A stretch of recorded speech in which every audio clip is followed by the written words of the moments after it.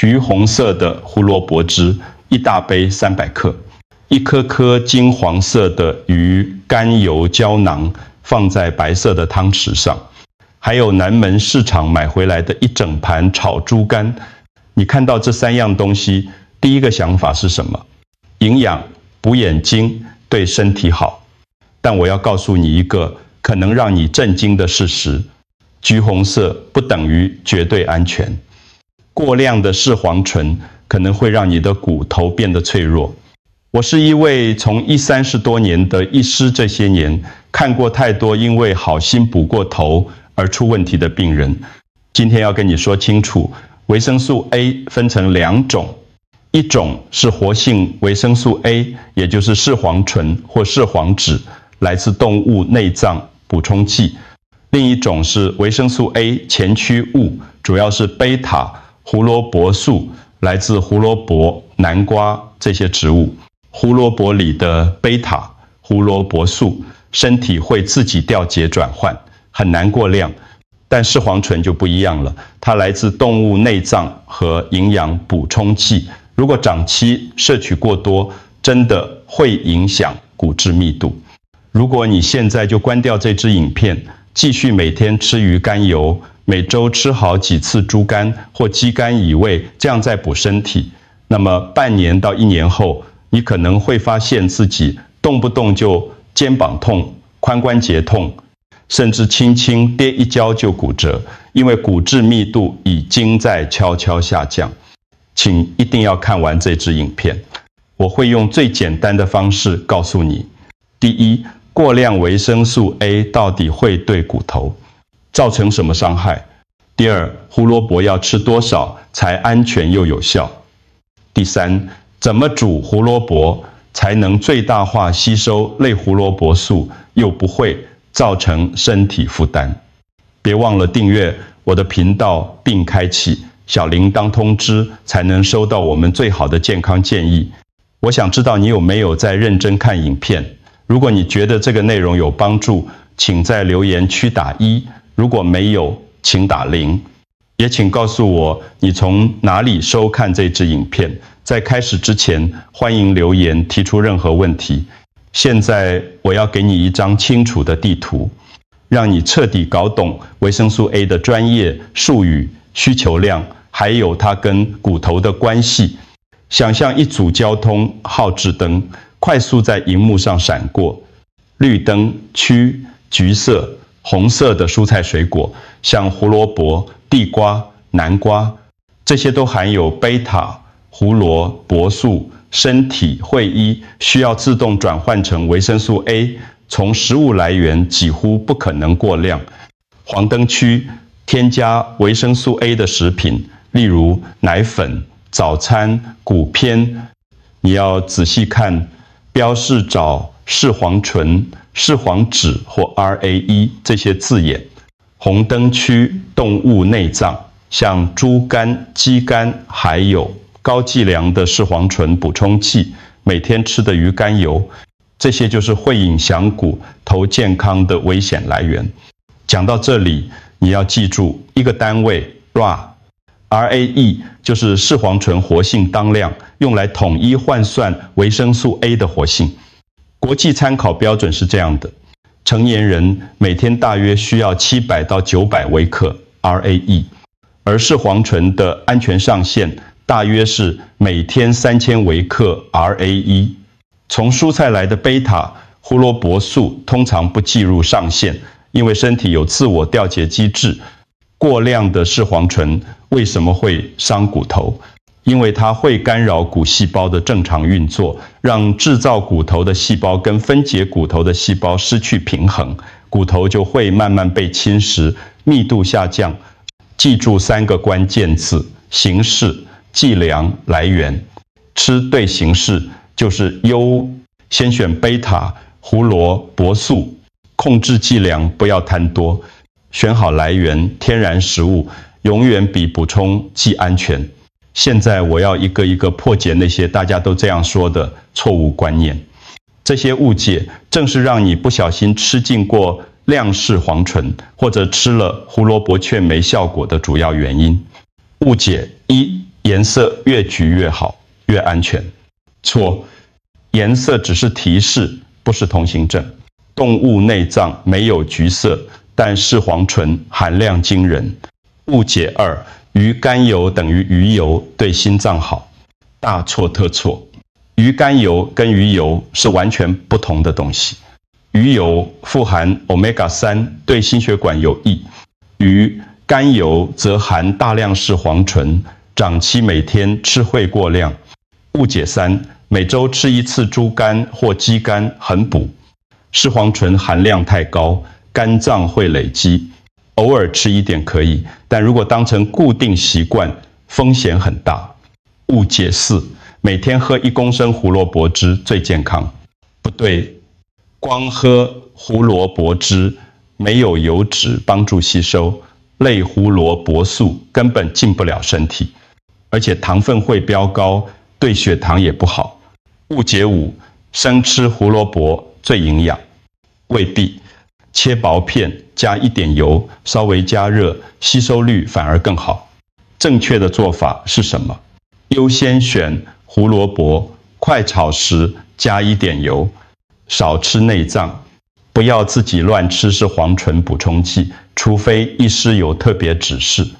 记住，选对比，吃多更重要。我们要的是长期稳定，不是短期爆发。很多人问我，医师胡萝卜到底要吃多少？今天我给你一个明确的数字和频率，特别是和50岁以上的朋友，因为这个年纪牙齿咀嚼力、消化功能、味觉都跟年轻时不一样了。看一下这张分量表，标准建议每天吃80到100克的胡萝卜，1周吃3到5天，对大部分成年人来说就很够了。如果你平常很少吃蔬菜，那就每天吃50克，连续7天也没问题。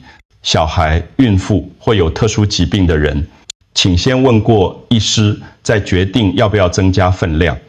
为什么不用吃太多？因为贝塔、胡萝卜、素会安全地处，存在脂肪组织里。如果吃太多，顶多皮肤暂时变黄，但不会像视黄醇那样伤害肝脏或骨头。关键是要多样化，摄取各种蔬菜，不要偏食。我给你一个快速记忆法，每天1个拳头大小的胡萝卜，或者1根中等大小的胡萝卜，分3天吃完，很简单，对吧？不用磅秤，不用计算机，用手就能估算。这样的分量既能补充贝塔、胡萝卜素，又不会给身体带来负担。接下来我要教你3个黄金烹调技巧，特别是和50岁以上的朋友，因为这些方法既容易咀嚼，用油量少，又好消化。荧幕上会一步一步跳出来。技巧1，切薄片或刨丝，厚度大约2到3毫米，这样可以增加表面积，让类胡萝卜素更容易是放出来。技巧2，快炒加水焖。先用1汤匙花生油或橄榄油快炒1到2分钟，然后加入热水，上锅盖焖2到3分钟。这样既有足够的油脂帮助吸收，又不会太油腻，对肠胃很友善。技巧3，搭配软质蛋白质，像是板豆腐、鹰嘴豆泥，这样一餐就有蛋白质加上类胡萝卜素，对骨头特别好。有2个错误一定要避免。第一个错，油炸到整根泡在油里，热量爆表，很难消化，上了年纪的人吃了会不舒服。第二个错，煮太久，煮到软烂没味道，长辈看了就不想吃。我推荐3道简单的菜，全联或顶好都买得到。材料：第1道胡萝卜炒豆腐，淋上味噌酱；第2道胡萝卜、香菇、鸡腿肉煮成清汤乌龙面；第3道糙米粥配胡萝卜丝和黑芝麻粉。这3道菜都少油、好咬，适合50岁以上的人天天吃。现在我要跟你分享一个真实的故事。这是我诊所里的一位病人，他叫雅慧，今年56岁，住在新竹。去年雅慧姐听朋友说每天吃鱼肝油对眼睛好，于是开始每天吃1颗。不止这样，她每个礼拜还会买鸡肝回家炒来吃，觉得这样可以补眼睛、补身体。就这样过了10个月，雅慧姐开始觉得髋关节隐隐作痛，尤其晚上睡觉翻身的时候特别不舒服。她来找我们诊所的廖志勇医师做了骨密度检查，结果发现骨密度比2年前明显下降。廖医师很仔细地问了她的饮食习惯，这才发现问题出在哪里。鱼肝油加上肌酐式黄醇的摄取量太高了，已经超过安全上限。于是廖医师建议他立刻停掉鱼肝油，也不要再每周固定吃鸡肝，改成多吃橘红色的蔬菜，像胡萝卜、地瓜，搭配板豆腐和黑芝麻。另外，每天早上去公园走路、晒太阳，做一些简单的肌力训练。6个月后，雅慧姐回诊，她说晚上睡绝不再痛到醒来了，整个人精神也变好。我必须强调，这是雅慧姐个人的经验，不代表每个人都会有一样的结果。每个人的身体状况不同，如果你正在吃药或有其他健康问题，一定要先问过医师。但这个故事告诉我们，风险不是来自胡萝卜，而是来自视黄醇的累积。萝卜用对方法是你的朋友，视黄醇吃过头才是看不见的危险。现在我希望你跟我一起做个小测验，这6个问题可以帮你快速检查自己有没有不小心摄取过量维生素 A， 请诚实回答有或没有。问题1，你1周吃2到3次动物肝脏吗？问题2，你每天吃鱼肝油，而且已经连续吃超过3个月了吗？问题3，你正在吃综合维他命，里面含有视黄质或视黄醇吗？问题4，最近你有没有觉得皮肤特别前燥、脱皮，而且关节疼痛变严重了？问题5，你很少吃橘红色的蔬菜，而且煮菜的时候几乎不加油吗？问题6，你觉得每天喝1公升的胡萝卜汁最健康吗？算一下，你总共回答了几个有？如果你回答有的问题超过3个，请把你现在正在吃的保健品拍照带去给医师看，让医师帮你检查一下是不是真的摄取过量。如果你回答有的问题少于3个，那很好，你只需要专心多吃各种颜色的蔬菜，照着我第4部分说的分量来吃胡萝卜就可以了。如果你想要一份完整的检测表，请在留言区打上我答对 X 题，我会把 PDF 档案寄给你。我要很诚实的告诉你，光吃胡萝卜不会让你的骨头变强壮，维生素 A 只是其中一小块拼图，不要把所有期望都放在一根胡萝卜上。骨头真正需要的是3个营养素一起合作。钙，这是骨头的建材，来源包括硫酸、钙板、豆腐、黑芝麻粉、鲜奶，如果你能消化的话。维生素 D， 这是钙吸收的开关，最好的来源是晒太阳，再来是晒过太阳的香菇。如果医师建议，也可以吃 D3 补充剂。维生素 K2， 这是指挥官，负责把钙送到骨头里面，不让它乱跑到血管或其他地方。来源包括纳豆、硬质起司、发酵豆类。维生素 A 的角色是什么？它帮助骨细胞的生成和分化，但如果视黄醇过量，反而会打乱这个过程，变成反效果。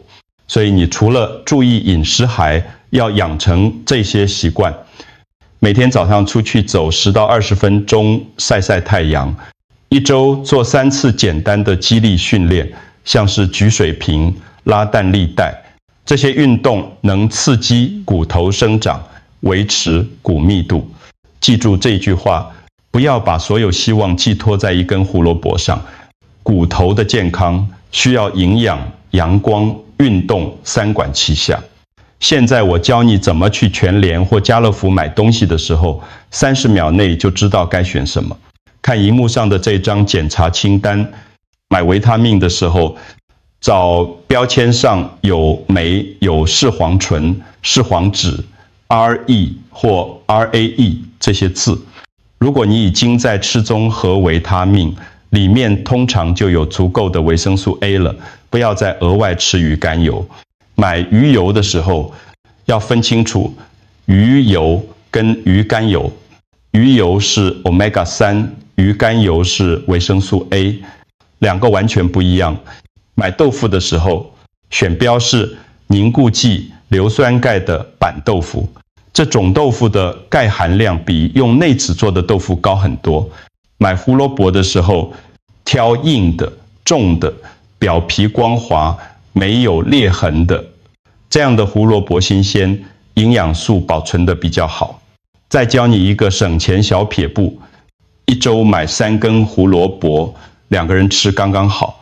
黑芝麻粉可以买大包装，一次炒好，用密封罐保存，可以吃很久。记住这句话，标签看对了，东西就吃对了。看懂一次就记得一辈子。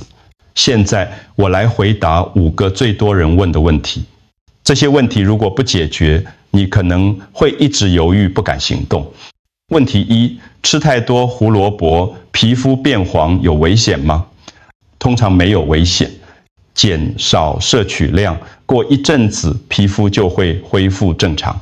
问题2：糖尿病患者可以吃胡萝卜吗？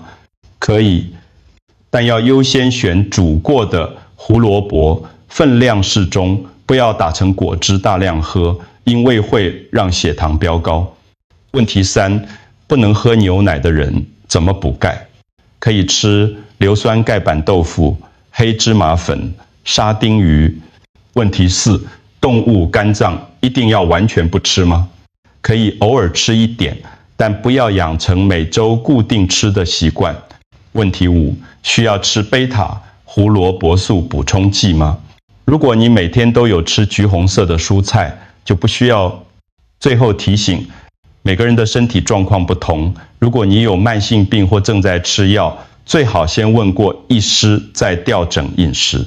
关键就是简单、规律、适量，这才是长久之道。现在我给你一份7天的菜单，这是真的可以照着做的，不是那种看起来很厉害但根本做不到的计划。我把它叫做冰箱日历。每天一道有胡萝卜的菜，搭配一个钙质来源，再加上一个晒太阳或肌力运动的小习惯。星期1，胡萝卜块炒板豆腐，淋酱油或味噌。早上出去走路晒太阳15分钟。星期2，糙米粥加胡萝卜丝和黑芝麻粉，拉蛋粒带10分钟。星期3，乌龙面汤，放胡萝卜片和晒过太阳的香菇，伸展5分钟。星期4，胡萝卜炒蛋，配1小碗豆浆，散步10分钟。星期5，凉拌胡萝卜丝加1点麻油和醋，配板豆腐，举水平10次。星期6，地瓜胡萝卜汤加1点姜，晒太阳20分钟。星期日，胡萝卜炒高丽菜配糙米饭。休息日轻松走动就好。7天循环，照着这个原则重复。记得要少盐少油，煮到软一点。如果牙齿不好，就多焖3分钟。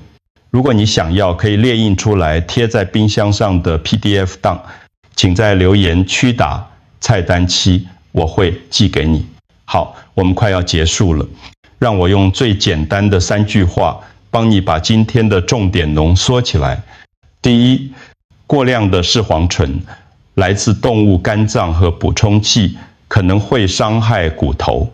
第2，胡萝卜里的贝塔胡萝卜素很安全，只要分量合理，煮的时候加1点油就能有效吸收。